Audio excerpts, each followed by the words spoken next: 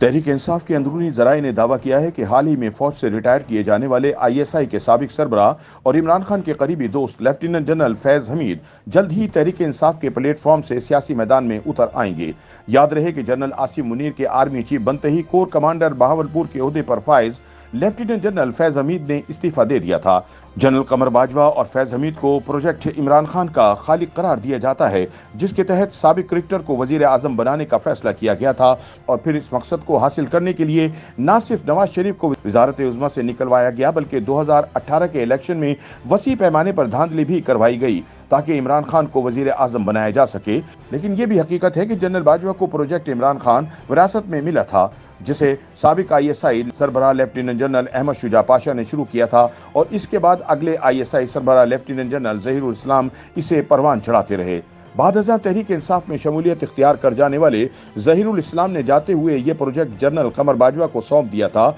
जिन्होंने इसकी जिम्मेदारी जनरल फैज हमीद को सौंपी थी और उन्होंने इसको पाए तकमील तक पहुंचाया। याद रहे कि फैज हमीद को इमरान खान की हुकूमत का मजबूत तरीन सतून करार दिया जाता था, इसलिए इनके बतौर DG ISI ट्रांसफर के चंद ही माह बाद इमरान की हुकूमत गिर गई। अब ये इतला है कि फैज हमीद इमरान की तहरीक इंसाफ का बाकायदा हिस्सा बनने जा रहे हैं। आम तौर पर रिटायर्ड सीनियर जनरल्स रिटायरमेंट के बाद अवामी तकारीर या बयानात नहीं देते और ना ही रिटायर होने के फौरी बाद बोलते हैं। हाल ही में रिटायर होने वाले साबिक आर्मी चीफ जनरल कमर बाजवा ने भी अलविदाई तकरीर में कहा था कि अब वो गुमनामी में चले जाएंगे लेकिन रूहानी तौर पर फौज के साथ रहेंगे। लेकिन सवाल यह है कि क्या ये पाबंदी रिवायती है और इस पाबंदी की कोई कानूनी हैसियत भी मौजूद है। इंडिपेंडेंट उर्दू की एक रिपोर्ट के मुताबिक अस्करी जराए से हासिल होने वाली मालूमात के मुताबिक ये आर्मी एक्ट का हिस्सा तो नहीं लेकिन फौजी कवायद और जवाबित का हिस्सा जरूर है, जिन पर अमल दरामद लाजमी है और अमल दरामद न करने पर तादीबी कार्रवाई अमल में लाई जा सकती है। रिटायर होने वाले दीगर आर्मी चीफ्स की तरह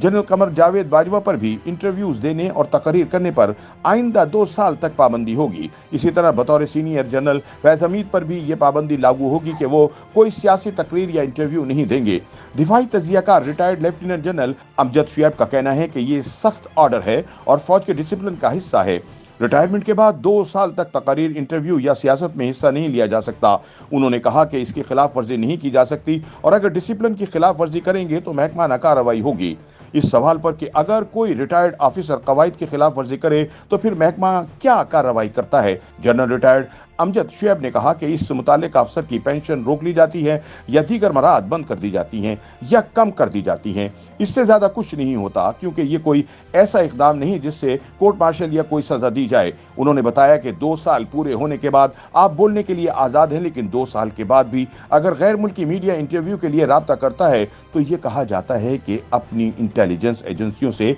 पहले मशवरा कर लें। बकौल जनरल रिटायर्ड अमजद शुएब, ये कानून या कवायद ज़ाब्ते नहीं हैं, लेकिन किसी भी मुस्तकबिल की परेशानी से बचने के लिए मशवरा कर लेना बेहतर है ताकि अगर मुंह से कोई बात निकल भी जाए तो बाद में कोई दिक्कत ना हो या जवाब देना हो ना पड़े। याद रहे कि पिछले वर्ष साबिक ISI सरबराह लेफ्टिनेंट जनरल असद दुरानी की जानिब से लिखी गई एक किताब में कुछ इंकशाफात किए जाने के बाद फौज की जानिब से इनके खिलाफ कार्रवाई का आगाज किया गया था और वो केस अभी तक ज़ेरे इल्तवा है। Lieutenant general retired Amjad Shoaib ने बताया कि भारतीय मीडिया ने सियाचिन की जंग पर मुझसे इंटरव्यू करने की दरख्वास्त की, जिसके इंतजामात दुबई में किए गए थे। मैंने इंटरव्यू के लिए लिखकर कराची GHQ से इजाज़त तलब की कि मैं ये इंटरव्यू देना चाहता हूँ। GHQ ने इजाज़त तो दे दी, लेकिन साथ ही रियासत का मौक़िफ़ भी लिख कर भेजा कि ये पाकिस्तान का मौक़िफ़ है और आपने पाकिस्तान के मौक़िफ़ की ही नुमाइंदगी करनी है। इस सवाल पर कि ये पाबंदी सिर्फ आर्मी चीफ पर ही है या तमाम सीनियर रिटायर्ड जनरल पर, जनरल रिटायर्ड अमजद शुएब ने बताया कि यह पाबंदी सिर्फ आर्मी चीफ्स के लिए नहीं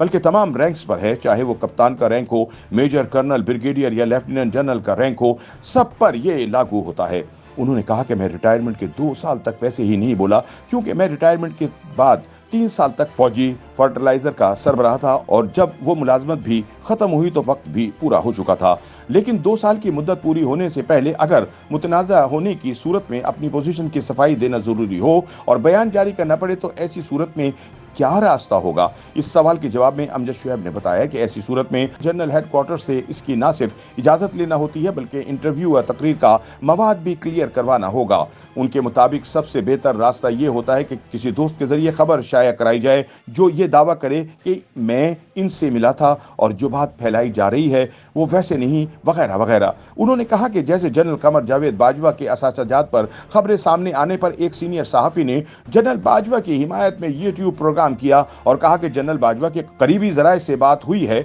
जिन्होंने बताया है कि जनरल बाजवा पर पूरे करियर में एक धेले की भी करप्शन का इल्जाम नहीं है और इनके तमाम असासाजात डिक्लेयर्ड हैं। जनरल रिटायर्ड अमजद शुएब से सवाल किया गया कि रिटायरमेंट के कितने अरसे बाद कोई सियासत में बाज़ाब्ता शमूलियत इख्तियार कर सकता है, तो उन्होंने बताया कि 2 साल बाद रिटायर्ड फौजी अफसर को इजाज़त है कि वो सियासत में हिस्सा ले सकता है, लेकिन 2 साल से पहले अगर सियासत में शमूलियत इख्तियार करना ज़रूरी हो तो GHQ से तहरीरी इजाज़तनामा लेकर NOC हासिल करना होगी। उन्होंने कहा कि जैसे जनरल राहिद शरीफ रिटायरमेंट के फौरी बाद सऊदी अरब नई नौकरी के लिए गए तो इससे पहले उनको GHQ से NOC क्लियरेंस हासिल करना पड़ी थी। इसके बाद वजारत दिफा ने इस क्लियरेंस की बुनियाद पर NOC जारी कर दिया था। YouTube पर गूगली न्यूज देखने के लिए youtube.com की सर्च बार में गूगली न्यूज TV टाइप करें। गूगली न्यूज के पेज पर सुर्ख रंग के सब्सक्रिप्शन वाले बटन पर क्लिक करना ना भूलिए। YouTube पेज पर अपलोड होने वाली वीडियोस से बाखबर रहने के लिए बेल आइकन पर क्लिक कीजिए। आपको हर नई वीडियो के बारे में नोटिफिकेशन मौसूल हो जाएगा।